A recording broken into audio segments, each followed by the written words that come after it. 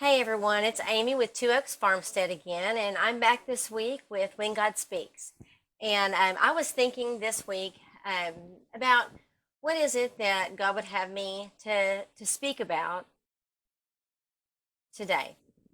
And I kind of gone back over and over a few different things because there's been so many things kind of up in the air right now. The kind of the situation that we're currently in as a society, as a country, as a state, all of that, where with the coronavirus and with all the shutdowns and the quarantining and everything, there has just been a frenzy of people who are obviously just out of sorts, just not really sure what to do. They're not they're not comforted. And I was thinking about that today. I spent most of my day in the kitchen cooking up comfort food.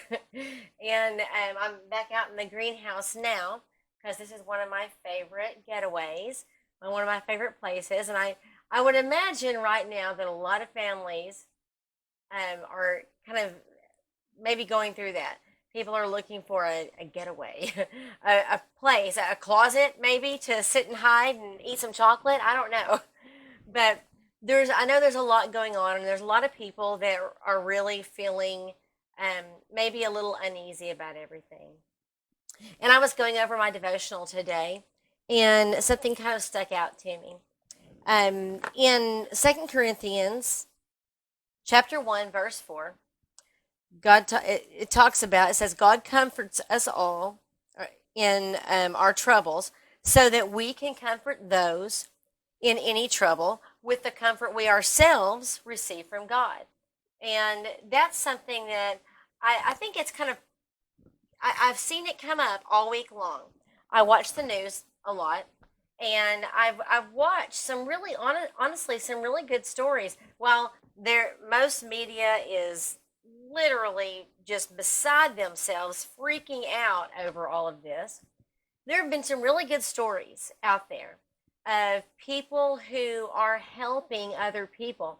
In This is the time when everyone's kind of stressed and unsure about the future, but there have been stories come out where um, young people who were, they're feeling fine, but they know that there are some older people in their area that needed food. So they put it out on social media, they put it out on flyers, and let them know that if there's something that you need, we'll go to the grocery store and pick it up for you, so that it's not so challenging for an older person who would be more susceptible to a really bad case of the coronavirus. I saw one, I think it was this morning. A woman and her daughter, I believe she said they lived in Tennessee. They had just moved from Colorado, and she is a cancer survivor. And she mentioned that all of the grace that she received from other people during that time, it's going to make me get choked up. She wanted to return that in some way. And I believe it was her who said that while she was going through that, her mother, and she's like me, she doesn't like taking help from other people or asking for help or anything like that. But her mother said something to her.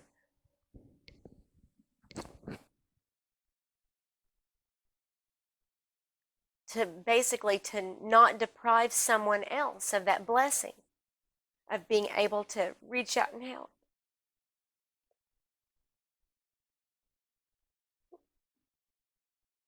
These are trying times for a lot of people right now. And I believe it is a blessing to reach out and help other people. And I believe that, as this says, as God comforts us, we should use that and turn around and comfort others. If we all were able to do that, man, I fully believe that tensions would ease.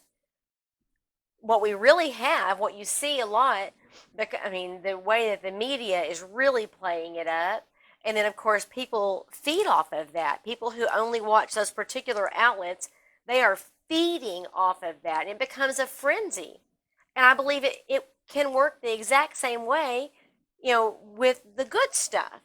If we were um, going out and helping people, blessing people with something that they needed, it's a blessing to us, and I believe it would make them feel like, okay, maybe things aren't as bad as what everyone is acting like it is. And I, for one, don't believe it is. I believe that the virus is, very contagious, and it is, for some people, it is really bad.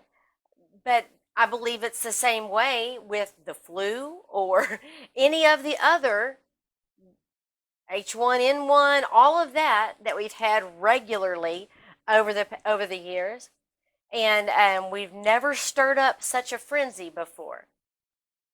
But I do believe that um, God is comforting us. He's comforting me. I'm okay. I've already gone through it, in fact.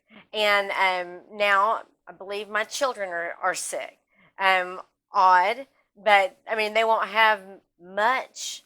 If everything holds true, they won't have much in the way of those symptoms. But I am seeing that some of the same symptoms in them. We're not concerned about it. We know God has us, and we know that we've been through worse. I mean, the flu kills a lot more people than this particular virus, so I don't see a reason to get all crazy about it. But one of the main things is that I remember and I know that God has us. God is comforting us. God is blessing us. God has wrapped his arms around us, and he is keeping us safe. We as Christians truly believe that, and it gives us comfort. And I hope that there's some way that I can share that comfort with others who are maybe not feeling as as secure in that. I hope that there's a way that I can kind of pass that along.